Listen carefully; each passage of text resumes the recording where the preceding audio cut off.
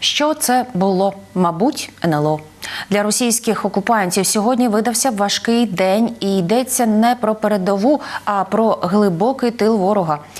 Майже Москва та самісінький Санкт-Петербург, Туапсе та Адигея і, звісно, Білгород. Після постійного терору Харківщини про нього дуже важко забути.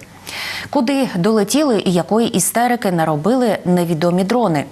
І як міст у Донецьку, здається, забрав Хаймарс-естафету в Антонівського. А ще про Бахмут, який нині перетворився на суцільне пекло, і де ЗСУ досі тримають оборону від найбільш досвідчених штурмових груп ворога. Дивіться хроніку подій 370-го дня великого вторгнення Росії у матеріалі Олексія Пасака. Тривожний ранок для росіян, а надто для російської системи ППО. Ворожі пропагандисти твердять, на території Підмосков'я виявили дрон, який може бути розробкою українського виробництва UJ-22 Airborne. Він здатен пролетіти 800 кілометрів і мати із собою 20 кілограмів вибухових сюрпризів для окупантів. Дрон виявили за кілька метрів від Газпромівської газової компресорної станції. Територію довкола оточили. Цілком логічно, що коли майже до Москви долітає український дрон, у ті ж хвилини Путін виголошує промови про недоторканність кордонів Тимчасової Федерації. Під особим контролем пограничної служби ФСБ должен находиться російсько-український участок государственної границі. Але неспокійно не лише біля російської столиці. Аеропорт Пулково у Петербурзі на годину призупинив усі польоти. Офіційно Міністерство нападу Росії заявляє, що без попереджень влаштували навчання сил ППО із залученням авіації. Але місцеві телеграм-канали стверджують, що причина – виявлений у повітрі невідомий об'єкт. Ймовірно, дрон. У Кремлі від коментарів відмовилися.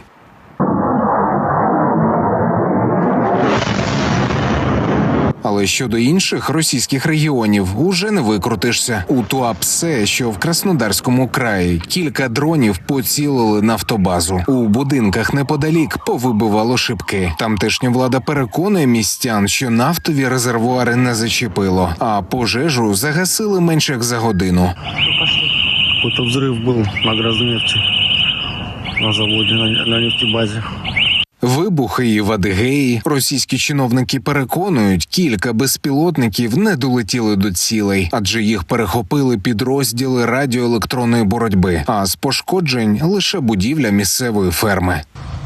Диаметр метр где-то ракеты, как минимум, или ракета. Тут вообще непонятно, що це. Не безпілотник, але теж дуже гаряче. В іншій частині Краснодарського краю, біля міста Темрюк, сталася масштабна пожежа. Росіяни знову виправдовуються. Кажуть, то горіли плавні, які підпалили невідомі добродії. Десь бавовну з доставкою далекі від політики росіяни відчувають уперше. Десь уже більш звично. У Білгороді заявляють про прильоти одразу кількох дронів. Єбать, ви що, єбанулись? Охуєнно. Двор Садового, 28. Впал беспилотник. Країна-ворог не хоче інформувати своє населення про загрози. Тож це вкотре роблять невідомі хакери. Радіо та телевізійні трансляції знову зламали у різних містах Росії. Следовать в укрытие. Внимание! Внимание! Угроза ракетного удара. Это воздушная тревога.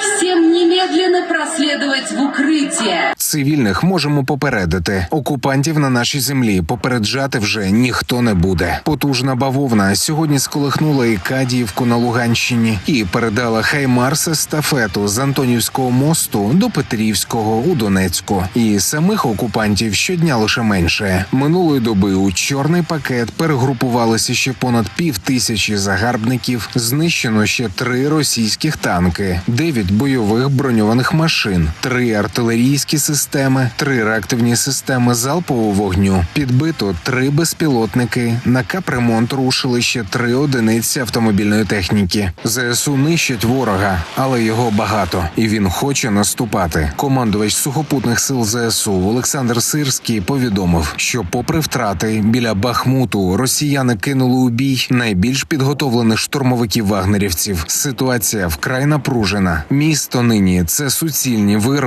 та опалені обстрілами будинки. Пожежі, які не встигають загасити перед тим, як почнеться наступна. І люди, які попри життя у пеклі, кажуть, що з рідної землі ще не тікали і не збираються. Да страшно, конечно.